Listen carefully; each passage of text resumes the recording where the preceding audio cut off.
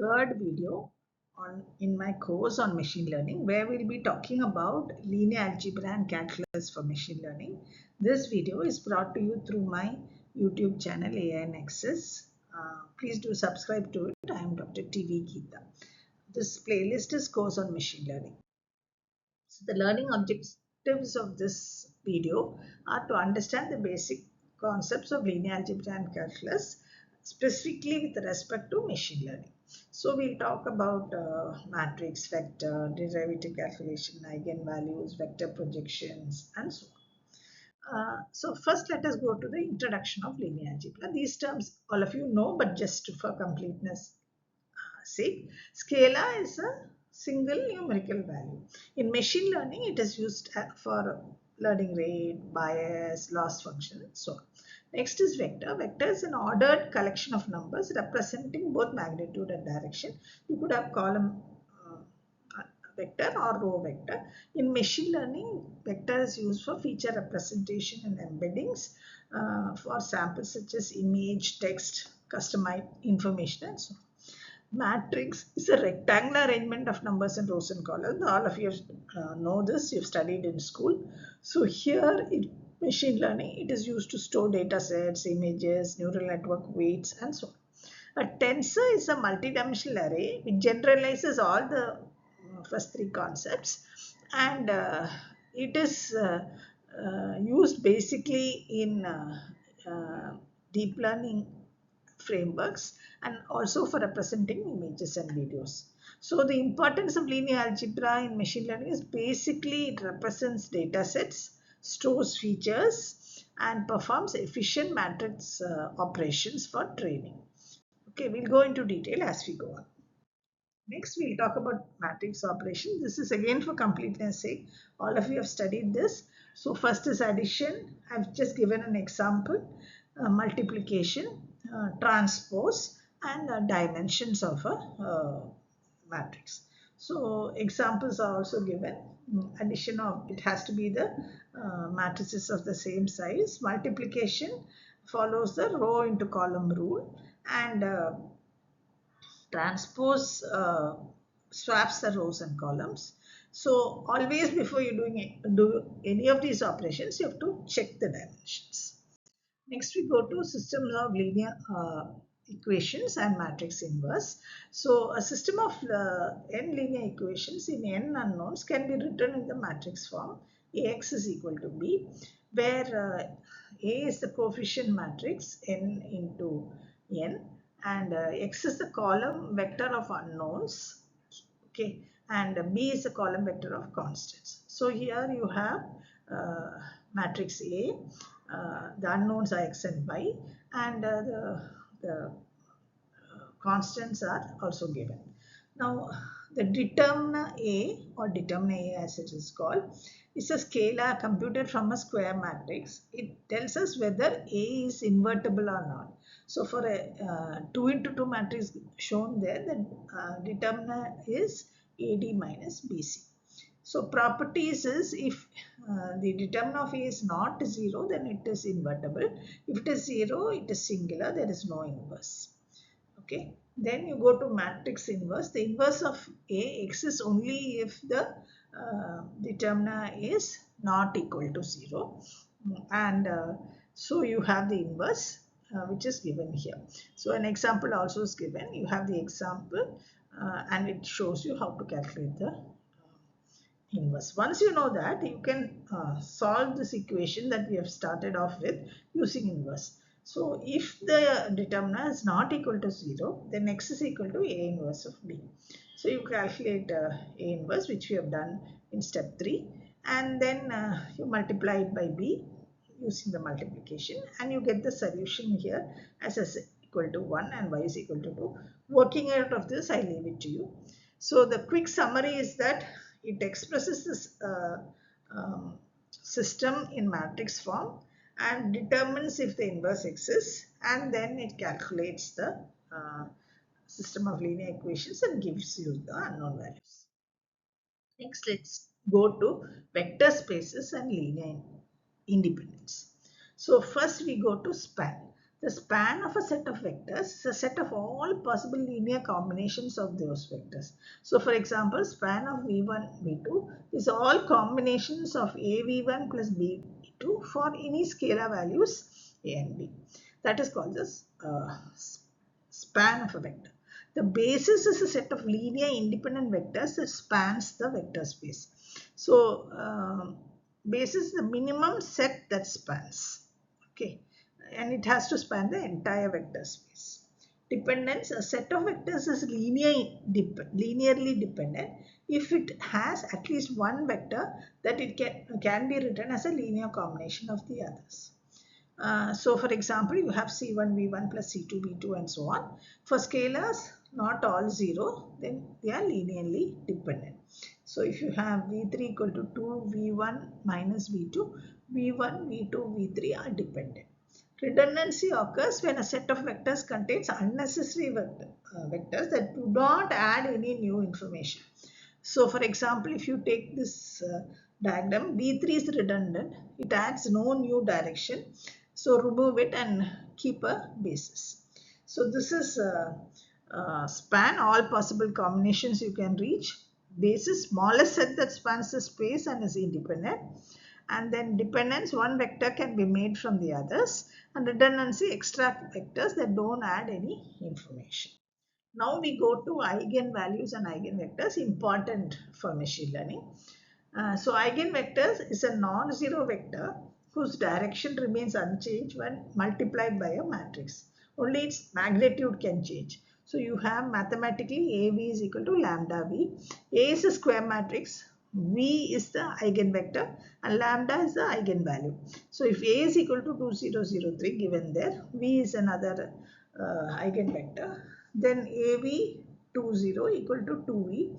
So this eigenvector is 10 and eigenvalue is equal to 2. So eigenvalues indicate how much an eigenvector is stretched or compressed during the transformation. If you have larger eigenvalue, more important direction. Smaller eigenvalue means lesser important direction as shown in the figure. So in machine learning, eigenvalues measure the amount of information or variance captured along each direction. We'll see why it's important later on. Then we have eigendecomposition, expresses a square matrix in this way, where Q is matrix of eigenvectors and is a diagonal matrix. That inverted V is a diagonal matrix of eigenvalues. So example, suppose you have this, then you can find out the values in this way. It simplifies matrix computation and revolves important data directions used in dimensionality reduction. When you are learning dimensionality reduction, you will come back. So you please understand these videos and then keep them with you so that you can come back and re-understand it later. So how do you find eigenvalues and eigenvectors? So for finding eigenvalues, write the characteristic equation in this way, where I is the identity matrix, A is equal to minus lambda I is equal to 0, and solve for lambda. The solutions that you get are the eigenvalues. For eigenvectors, for each eigenvalue that you get, compute A minus lambda I v equal to 0 and solve the system of equation to find the non-zero vector v.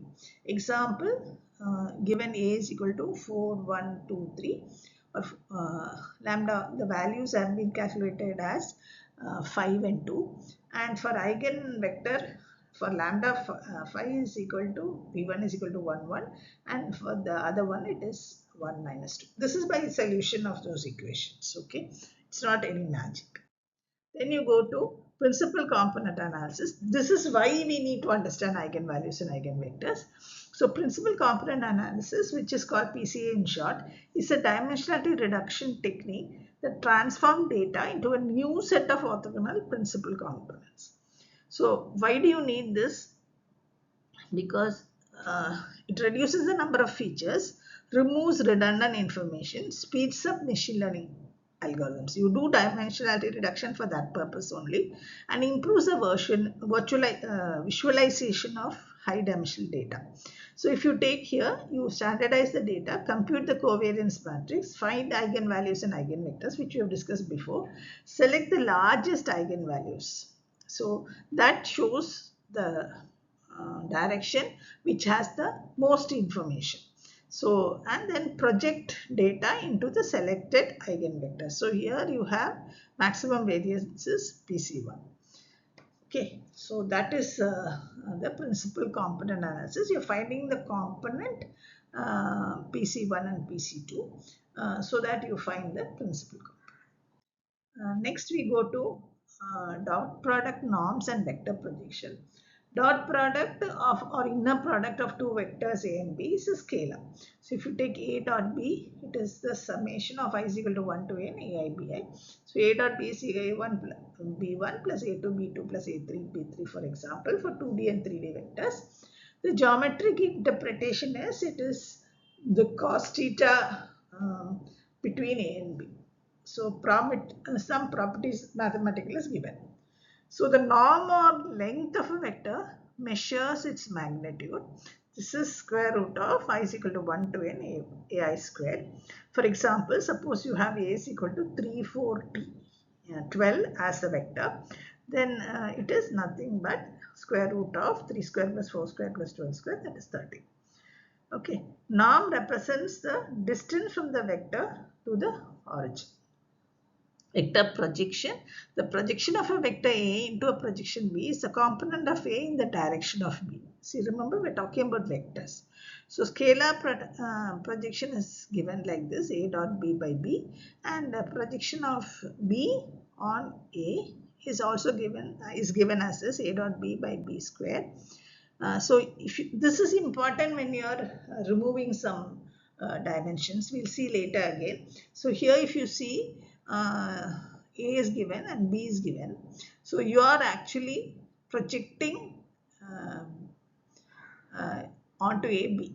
So projects data into the direction, principal components in BCA to reduce dimensions. Okay, so this is the vector projection. So you are projecting A to the vector B. Now you have again vectors we use a lot in machine learning. This is a cosine similarity. We have already seen cosine as an angle between two. So cosine similarity measures the similarity between two vectors based on the cosine of the angle between them. If the cosine is 1, value is 1, then it's same direction. That means the two vectors are very similar. 0 orthogonal, no similarity. -1 opposite direction, it is very dissimilar. But usually you get some other values in between which tells you that it is very similar, less similar, and so on. So if you look here, an example is given. I'm not going through the examples in detail. Please do work it out. Then you have something called Euclidean distance. It measures the straight line distance between two vectors. This measures the angle. So this is given as a minus b the whole this square root of this. So this is the two vectors given A, and you can find out the distance between the two vectors, or it's called the Euclidean distance. This is very much used in machine learning in very KNN algorithm, K-means algorithm, anomaly detection, recommender systems, a lot of use of Euclidean distance.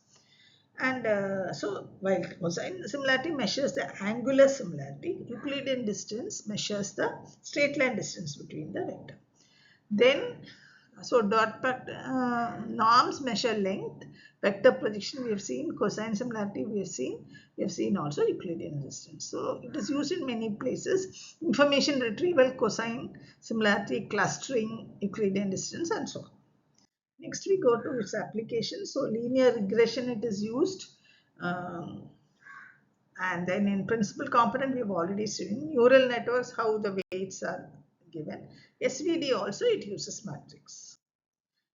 Differentiation and gradients, this is about the calculus part. So you have a derivative measures the rate of change of a function with respect to a single variable. So dy by dx, again you have studied it in school. So if f of x equal to x squared, then you have df by dx equal to 2x. So that's the slope. That's the interpretation. The derivative gives the slope of the tangent to the curve at any point. Partial derivative is used for functions with multiple variables. So it measures the rate of change with respect to one variable while keeping the other constant. So that's given here. With respect to x and with respect to y. Here we differentiate with respect to one variable, keeping the others variable fixed. This is important in machine learning because you can update each model parameter separately to see how it affects the performance. Chain rule is used to differentiate composite functions, and it is used in backpropagation of neural networks, mathematical aspects. Then gradient of a vector contains all partial derivatives of a multivariate function, and the gradient points in the direction of the steepest increase. In ML, we move in the opposite direction, negative gradient, to minimize the loss. So this part is for loss. So cost function, we will go a little more in detail. A cost function or loss function measures how well the model is performing. It is given in this form, where M is the number of training samples, J of W, Y is the predicted value. You have true value and predicted value. That's what is shown here. And L is a loss for one sample. So in linear regression, it can be written like this. Depending on the model, it will change. An optimization algorithm that iteratively updates the parameters such that the direction of the negative gradient is minimized in the direction, it minimizes the cost function. Then you have something called learning rate. This is the controls the step size while updating the parameters. So small alpha means slow, large alpha means fast learning, but you have to take a compromise between them. Then you have minima. Minima is a point where the cost function has the smallest value. Global minima. You can also have local minima. So this is the gradient descent algorithm. You initialize W randomly, compute the gradient and update such that until there is convergence. Then applications are backpropagation, as we have already told you, optimization, value of parameters that minimize the cost function, and logistic regression, calculus used to build the model, for example, sigmoid. So with this, we have looked at the basic mathematics required, linear algebra and calculus required for machine learning. The more you want to understand this, it's better to go to the machine learning part and come back when you need the mathematics. Okay, thank you.